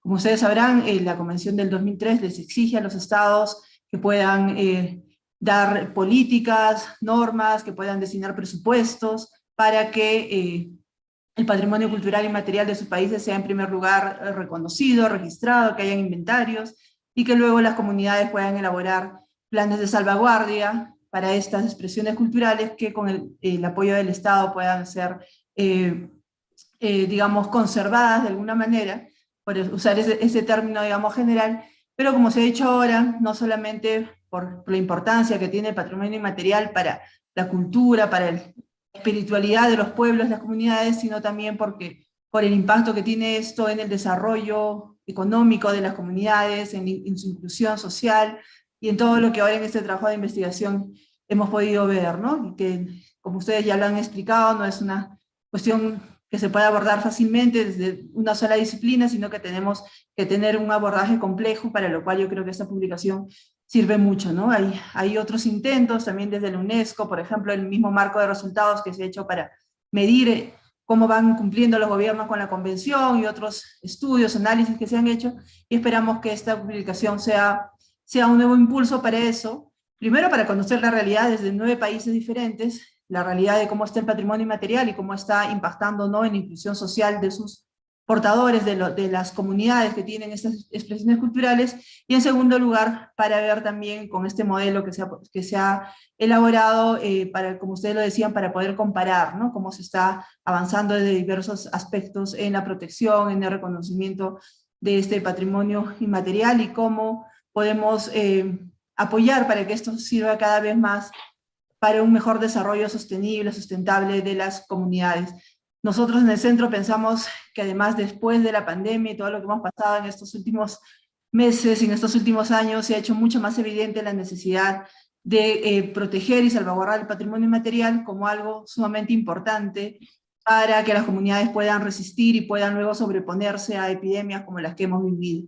Y esperamos ahora, con esta publicación y con el trabajo que podamos seguir haciendo con la red, poder apoyar a que la academia aporte con estudios, con análisis, pero también, como ya lo han dicho algunos otros expositores, que también en estos análisis académicos podamos incluir a los miembros de CRESPIAL, que son los funcionarios públicos, que son los que están día a día elaborando y aplicando políticas y leyes, y también, por supuesto, las mismas comunidades, ¿no?, los portadores, que son los que conocen más que todos nosotros las expresiones culturales que ellos practican, que ellos vienen protegiendo hace cientos de años. Entonces, que podamos también formar espacios de colaboración entre académicos y los mismos funcionarios públicos y los representantes de las comunidades. Entonces esperamos desde CRESPIAL seguir apoyando a la red, lograr que nuestros 18 países puedan ser parte de la red, puedan tener representantes de sus universidades en la red, y esperamos que se puedan hacer encuentros, no solamente entre académicos, sino que también podamos incluir a los funcionarios que son miembros de nuestros núcleos focales y a los representantes de nuestras redes con comunidades.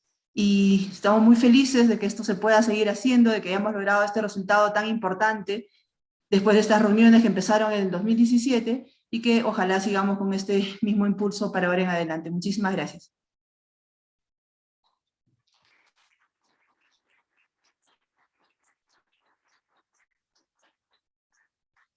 Muchas gracias, Mirva, efectivamente.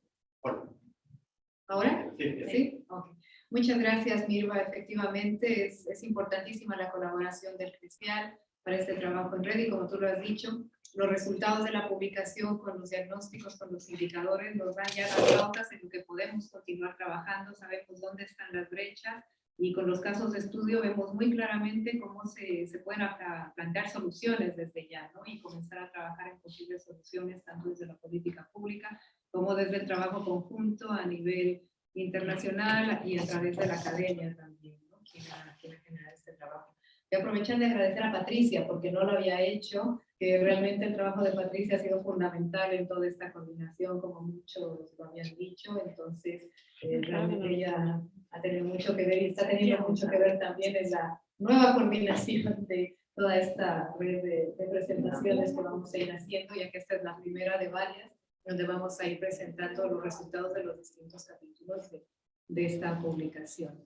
Y tú mencionabas, Mirva, algo que es fundamental en la Convención de 2003, que son las comunidades, ¿no? Yo creo que es la Convención de la UNESCO que más importancia da a las comunidades, que se basa en las comunidades, y que son las comunidades las que definen lo que es el patrimonio material, con las que se hacen los inventarios, con las que se trabaja, las que dan su consentimiento libre informado, y son los principales actores, y de ellas nace todo. Y en este sentido me gustaría hacerle una pregunta a Mirta, a Mirta, sobre cuál que ella considera que es el papel que ponen las comunidades en la construcción de saberes sobre el PCI, y una consulta que también es importante: ¿cómo considerarías que se podría lograr una participación aún más activa de las comunidades, ¿no? No solo en las manifestaciones que han sido declaradas ya patrimonio inmaterial o que están en alguna de las listas del patrimonio inmaterial, pero sino en todas aquellas manifestaciones que también están inventariadas y que forman parte del patrimonio inmaterial de los países. Buenas tardes a todos y todas. Agradezco la posibilidad de poder compartir este espacio que ha sido realmente muy relevante y motivador, ¿no? Así que agradezco a cada uno de ustedes quienes han participado en este trabajo de investigación y de una mirada tan compleja, ¿no? Como es la que han puesto en relieve ahí en el libro. Muchas gracias a María Luz también, Endere, quien ha hecho la posibilidad, digamos, de gestar el espacio también junto con Mercedes Mariano y otras compañeras más que venimos transitando dentro de la FACSO, de la Facultad de la Universidad de la UNICER, ¿no? Aquí en Olavarría, la provincia de Buenos Aires. Y felicitarles a todos y a todas, ¿no? En primer lugar. Y con respecto a la pregunta, la verdad que escuchando a cada una de ustedes, pensaba en la importancia que ha tenido, en primer término, el contexto de pandemia y en segundo, post-pandemia, ¿no?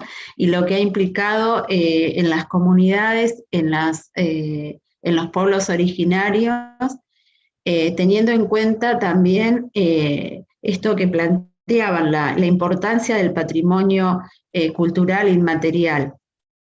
Cómo podemos trabajar en conjunto, cómo se puede rearmar lazos, construir redes que sean sólidas, que nos permitan tener una posibilidad no solo de que fluya la información y el conocimiento de las comunidades y de los pueblos que históricamente han sido relegados, sino también el enriquecimiento que permite, digamos, dentro de este marco.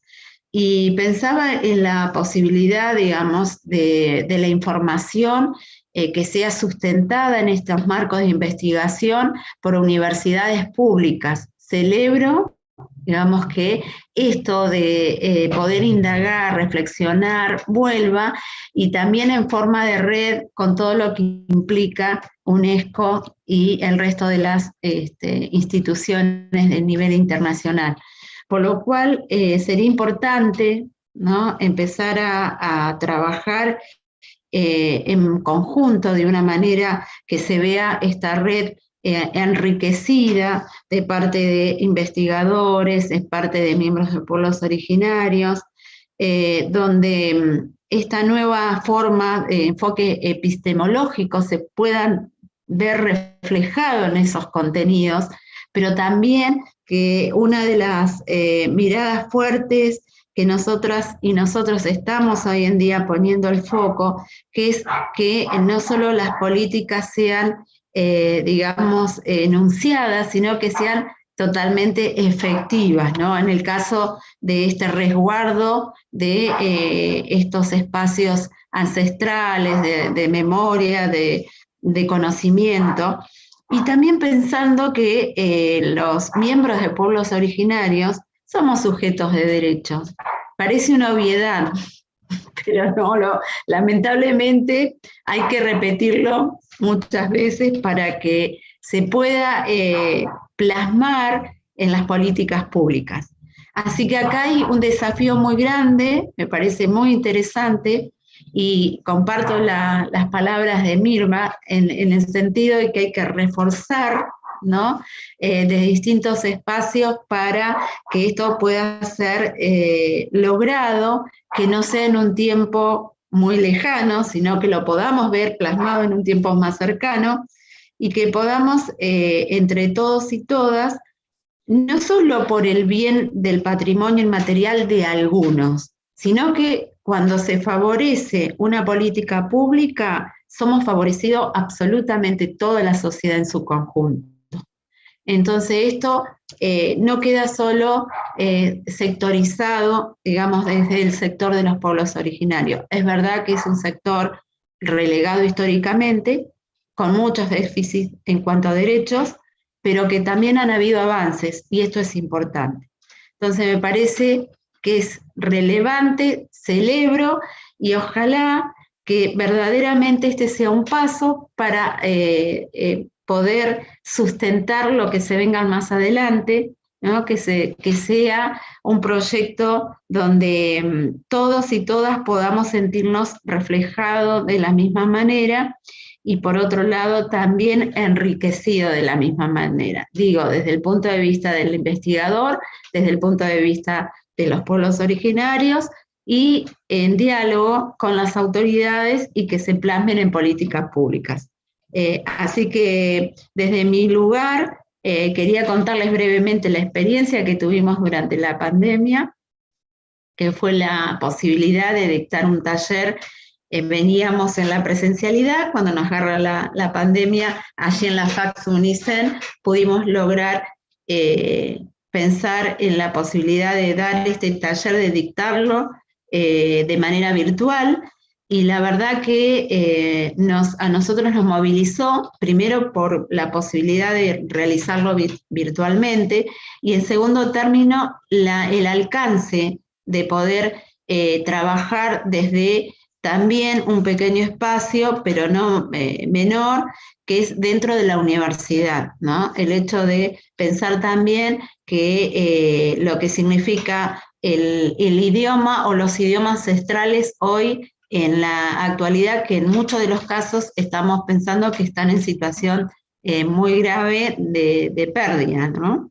Entonces, en este sentido también es importante la posibilidad de lograr estas articulaciones con los diferentes agentes para poder trabajar en red, y de esa manera también tener un alcance más amplio, y que permita llegar a diferentes actores con la posibilidad del aprendizaje de un idioma ancestral, como es en el caso nuestro el mapudungún, y que a su vez estemos pensando desde nuestro humilde lugar la posibilidad que esto sea afianzado también como una política pública lingüística. Es decir, la universidad pone en escena algo que parecía que no estaba, que lo habían comentado, muchas veces pasa inadvertido, pero se ve reflejado que hay una necesidad de otros agentes y actores sociales de aprender un idioma que en la actualidad tiene su vigencia, no tanto en la cotidianidad, en la urbanidad, pero está, y de pronto también tener ese lazo fuerte con todo lo que significa el patrimonio inmaterial cultural de un pueblo milenario.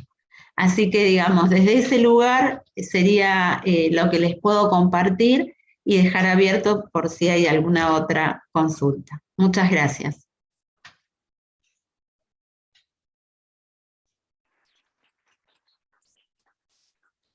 Muchas gracias, Anita, por compartir esa experiencia sobre los talleres. Muy importante lo que decías, ¿no? Dar a conocer, capacitar, que las mismas comunidades se enteren de que son sujetos de derecho, que como tú decías, debería ser más evidente, ¿no? Todos lo sabemos, pero no siempre es tan evidente. Y bueno, ahí haces un vínculo muy interesante con todo este capítulo que hablabas sobre las legislaciones y las lagunas que hay en ciertas legislaciones, sobre todo cuando hablamos de comunidades y pueblos indígenas y otros grupos vulnerables también, ¿no? Entonces, es un tema a trabajar.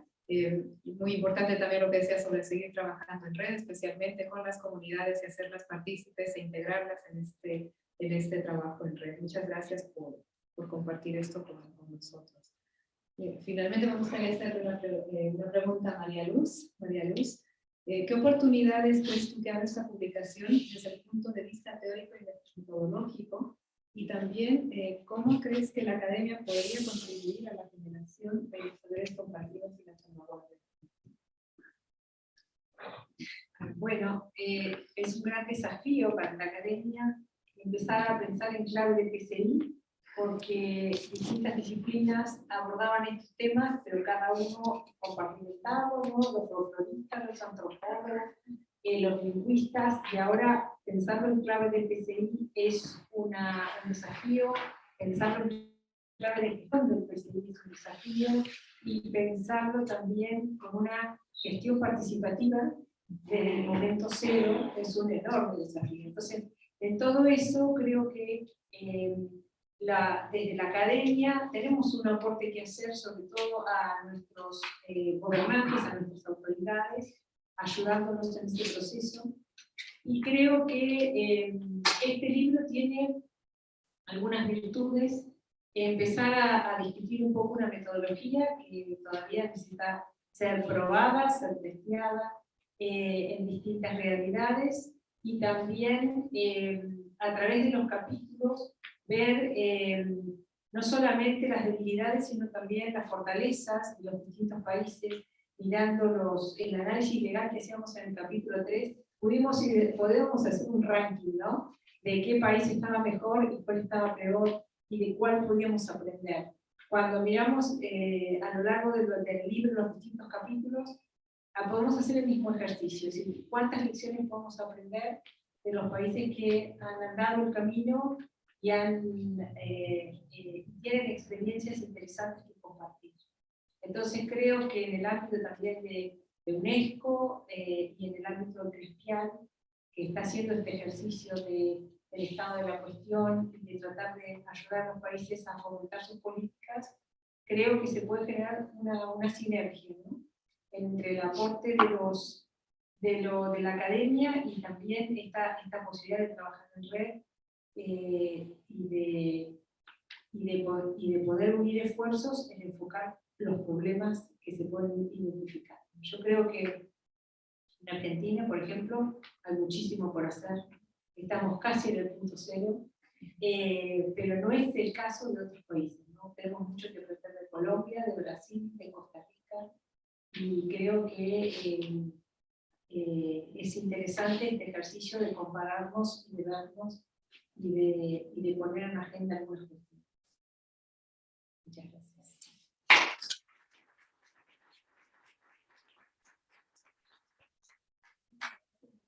realmente es verdad, ¿no? Más que, como tú decías, más que comparar, aprender y ver dónde estamos, ver cuáles ejemplos nos sirven y cómo podemos avanzar en eso, y para eso volvemos al mismo tema de las redes, ¿no? Cómo a través de las redes podemos conseguir abordar estos problemas que tenemos en los distintos países y avanzar en las soluciones.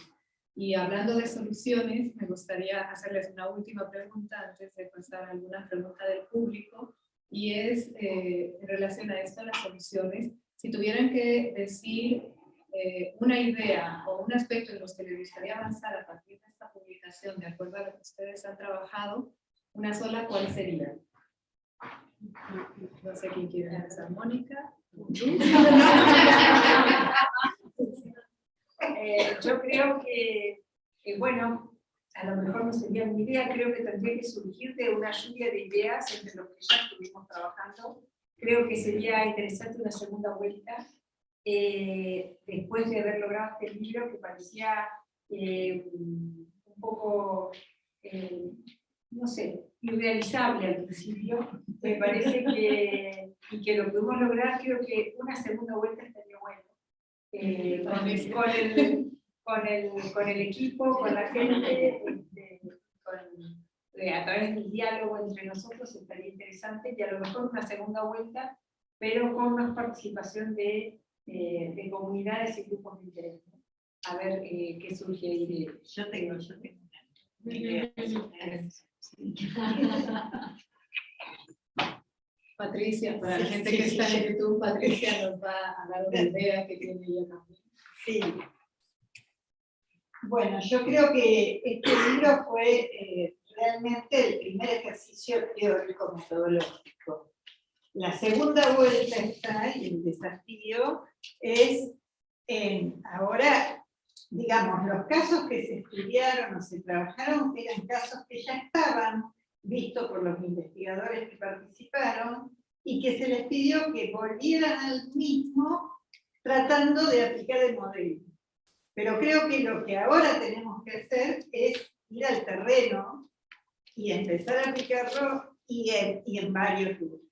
Eso es. Y ahí verdaderamente, por eso yo dije es un modelo abierto, ahí se va a terminar de ajustar, de reflexionar, de ver si se pueden agregar otras dimensiones, cuántos indicadores, cómo hacer los desgloses de los indicadores en los contextos.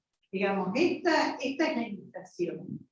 Y me parece que en eso la red puede trabajar muchísimo, porque, bueno, se pueden empezar a generar, o quienes estén interesados, ya los estoy invitando, primero que se asocian a la red, RECAPCILA, está en la web, la ponen, aparece en Google. Y bueno, y comunicarse y empezar y decir, tengo tal proyecto y me interesarías por este camino, a ver, poder armar el proyecto y tratar de elaborar esto con las comunidades donde estoy y ver, a ver qué pasa. Y creo que ahí estaría el aporte y empezar a pensar soluciones, ¿no? Pues no, la idea es la sostenibilidad y la inclusión. Y desde ese lugar, desde esa, o sea, no quedarse en lo descriptivo. Porque en realidad lo que se veía mucho es eso, bueno, voy esto, describo, no. Esto es un instrumento para el cambio. Así hay que verlo. Y el cambio desde todo punto de vista, que es esa cosa compleja de girar la cabeza y ver esa complejidad y operar en la complejidad. Ese creo que es nuestro desafío y lo que podría llegar a soluciones más tangibles, ¿no? Y contextualizadas. Nada.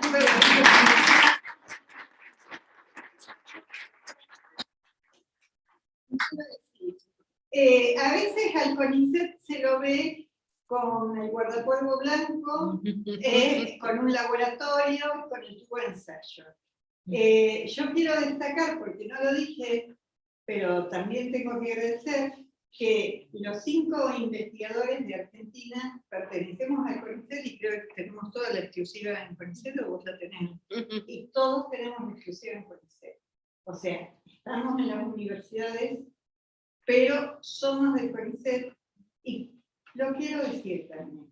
Y me parece muy importante que nosotros empecemos en el CONICET también a instalar estos temas y a darle relevancia, ¿no? Y relevancia pública, de que nos vean que los investigadores de CONICET también nos ocupamos de estas cosas, no somos solo el guardafuego blanco y la ciencia azul. Y que es muy importante que nos ocupemos de estas cosas. No sé si Luz quiere acompañar. Yo quiero aclarar que ahora tengo justo licencia con cargo mayor, pero gran parte de mi vida académica la he pasado en el CONICET y estos temas tienen que tratarse. Sobre todo bueno, creo que es parte de una política que ha venido cambiando en los últimos años, pero trabajar con los problemas comunitarios y hacer divulgación y difusión y comunicación del patrimonio es toda una tarea, y no quedarnos con los papers que queremos publicar y que nos presionan tanto. Gracias, Mónica. Ahí tenemos todos. No voy a... No es una idea, solo un comentario. Algunos no somos CONICET, pero igual somos parte. Y a mí me interesa marcar que, por ejemplo, nosotros desde esta universidad, que es una universidad esencialmente territorializada, una de las cuestiones sobre las que siempre ponemos el énfasis, porque aquí hay alumnos de la carrera de gestión cultural y de turismo, es precisamente cómo hacemos esta especie de diálogos interdisciplinarios, cómo pensamos en futuros gestores culturales que tengan la posibilidad también de pensarse desde lo comunitario. Y en esa línea me parece que, por ejemplo, el modelo multidimensional que desarrolla esta publicación es una herramienta con la que nosotros perfectamente, y está aquí la profesora Nora Nadalín, que la veo por allí, que trajo a sus alumnos y alumnas, me parece que es una herramienta para la que podemos pensar una aplicación concreta, con la que podemos pensar en abrir quizás otras líneas de análisis, de investigación, que desde otro lugar, ¿no? Con un marco de formación diferente, nosotros fortalecemos y impulsamos a nuestros estudiantes en las líneas también de investigación. No pensamos la carrera de gestión cultural como un espacio solamente de la práctica de productos y proyectos culturales, sino que la pensamos como un ámbito de conocimiento, de pensamiento crítico, y bueno, pensamos que también desde este lugar podemos aportar a todo este proyecto. La red que mencionaba Patricia, la red académica de cooperación que creamos juntas con el aporte y el apoyo de UNESCO, en su momento también tuvo vinculación con la red, una red de patrimonio inmaterial en el sudeste asiático, y una red africana que trabaja también los temas del patrimonio inmaterial. El salto cualitativo que damos con la red interuniversitaria, que UNESCO acaba de aprobarnos, va en esa línea, o sea, dialogar de repente con los colegas de África que tienen las mismas problemáticas que nosotros respecto de los temas del colonialismo y las visiones, digamos, la visión hegemonizante de la cultura, del patrimonio cultural, contra la que muchos de nosotros hacemos la discusión. Entonces ahí me parece que hay una línea también de fortalecimiento, de intercambio, de interdisciplina y de búsqueda de nuevos horizontes sobre los temas del PCI en su conjunto. Es un poquito, no sé si es una idea, pero por lo menos es un comentario que quería compartir. Sí.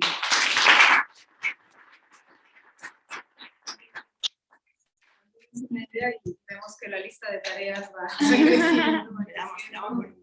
Exacto, bueno, y qué bueno saber que están aquí desde la carrera de gestión cultural y turismo, porque como habrán oído en las presentaciones, el turismo muchas veces representa un desafío y puede ser una amenaza para ciertas manifestaciones de patrimonio cultural inmaterial, y entonces la sensibilización de ustedes desde ese campo de estudios de la gestión cultural y del turismo es fundamental, ¿no? Para que ustedes entiendan bien qué es el patrimonio cultural inmaterial, lo investiguen y sepan cómo promover su salvaguardia también. Así que muchas gracias por venir e interesarse en esta publicación. Me gustaría saber si Mirta o Mirva tienen alguna sugerencia que hacer. de una pantalla. Mirta. Sí, muchas gracias. Tenemos una coincidencia de nombre acá con Mirta. No, nada, aparte de lo que ya han dicho, una de las principales preocupaciones de nuestros gobiernos, de los funcionarios que ven el tema del patrimonio inmaterial es justamente la falta de financiamiento para este tema, porque para muchos funcionarios del sector de economía, invertir en patrimonio inmaterial es como una pérdida de dinero, ¿no? Es como que no lo ponen como algo prioritario, y mucho peor en una pandemia tan grave como la que se vivió. Entonces, nos interesa mucho, a través de esta publicación y el trabajo que se puede hacer con la red, mostrar que patrimonio inmaterial no es solamente un gasto de dinero, sino que más bien puede ayudar a que los pueblos puedan generar ingresos, puedan recuperarse, puedan organizarse mejor y puedan, a través de actividades como las que ya se mencionó, el turismo, otra serie de cosas que se puedan promover, puedan más bien aprovechar su patrimonio inmaterial para salir de la situación de pobreza y vulnerabilidad en la que están, ¿no? Entonces, esta es una de las cosas, creo que en la que la publicación nos ayuda, y el trabajo colaborativo que podamos seguir haciendo nos va a ayudar para el futuro, para que el presupuesto, que ya era poco, digamos, antes de la pandemia para estos temas, no vaya a disminuir ahora mucho más inclusive, ¿no? Y no se vaya a retroceder en las iniciativas que ustedes mencionaban que ha habido ya en algunos países como Colombia, Perú mismo, Brasil, varios países que ya estaban avanzando, digamos, mucho en la implementación de la convención, y que un poquito se ha detenido todo con la pandemia, pero esperamos que podamos ser exitosos en demostrar, digamos, el gran aporte del patrimonio inmaterial al desarrollo económico, a la inclusión social, al desarrollo sostenible, como ya se ha dicho, y que podamos obtener en ese sentido mayor apoyo de los decisores en estos temas. Y el otro tema que nos interesa mucho a nosotros como centro es la participación de las comunidades, como lo decía Alcira. Esta convención se centra mucho en darle la decisión de la salvaguardia a las propias comunidades, ¿no? Y ahí nos falta mucho generar más herramientas efectivas para los estados, para que sepan cómo tienen que hacer para realmente respetar la decisión de las comunidades, y no solamente citarlas a reuniones o pasarles informes de vez en cuando, sino realmente tomar decisiones conjuntas, lo cual es más fácil de decir que hacer, ¿no? Entonces hay mucho trabajo todavía por seguir analizando, seguir discutiendo, pero estamos muy felices de que podamos estar empezando y dar pasos en los que la academia nos colabore en este esfuerzo. Y de mi parte, nada más, un fuerte saludo. Olvidé mencionar que nosotros estamos ahorita en la ciudad de Cusco, aquí en las montañas más altas de Perú, con bastante frío, pero muy felices de poder sentir esta integración latinoamericana, que es lo que el CRESPIAL busca, ¿no? Entre diferentes países y entre diferentes sectores, la academia, los funcionarios públicos, los líderes indígenas, etcétera, ¿no? Así es que muchísimas gracias nuevamente por esta invitación. Gracias.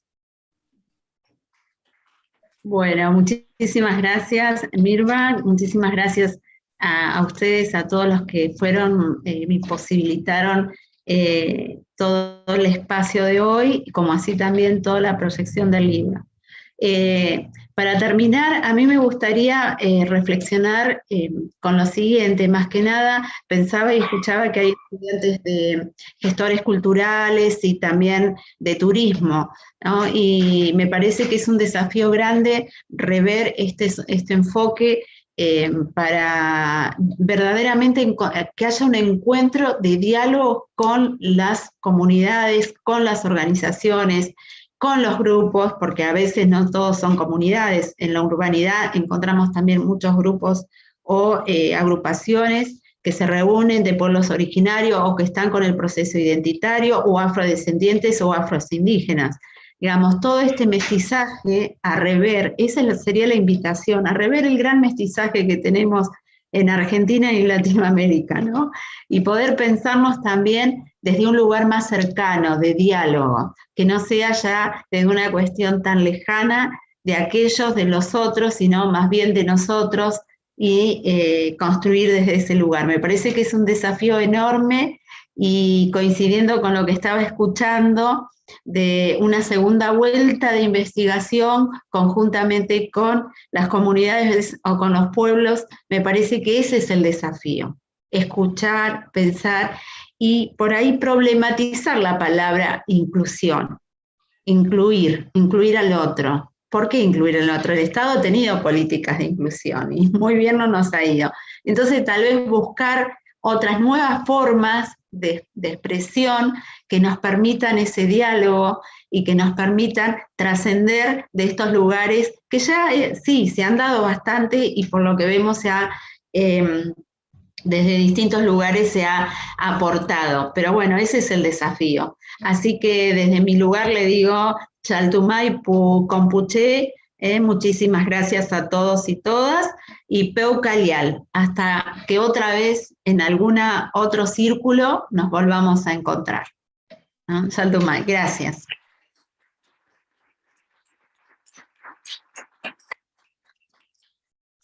Muchísimas gracias por sus palabras, por su participación. Bueno, cosas interesantes, como decía hace un rato, nos ha salido ya una lista de tareas que cada vez va creciendo más. El trabajo en red se posiciona como uno de los aspectos principales. La segunda vuelta que dijo Patricia, que implica también ir un poco más en profundidad y trabajo en terreno, que se vincula a la participación comunitaria, no solo de pueblos indígenas, pero lo que son las comunidades tal como las concibe el patrimonio cultural inmaterial, ¿no? Los portadores de patrimonio, que pueden ser también grupos urbanos, pueden ser grupos rurales, en fin, todos aquellos que son portadores del patrimonio inmaterial y que necesitan ser más activos, como decían ustedes también en eso, y el trabajo interdisciplinario, ¿no? Complementar con trabajo interdisciplinario para garantizar no solo una participación de comunidades, del Estado, pero también de la academia y de las distintas ramas de la academia. Por mi lado, estoy muy contenta de este trabajo con ustedes, muy feliz de estar aquí, les agradezco su presencia y bueno, les pregunto si quieren decir alguna cosa más para cerrar y pedirles que sigan viendo las presentaciones que vamos a hacer. Todavía nos queda un camino por andar, pero todos son bienvenidos, como decía Patricia, a formar parte de las redes, a hacer consultas y bueno, seguir trabajando con nosotros. Bueno, saludamos, ¿no? Saludamos, o sea, agradecemos por supuesto a Alcira tu visita aquí a Buenos Aires, a Patricia, a María Luz, a Mercedes, bueno, a los colegas que están en el Zoom y a todos quienes han participado hoy. Santiago, otra vez gracias, siempre está aquí acompañándonos y ayudándonos. La publicación la pueden bajar, está en línea, y por supuesto nos seguimos encontrando con todos estos temas, que son los temas que nos unen y que nos ayudan a seguir avanzando juntos y juntas. Así que un abrazo a todos y todas.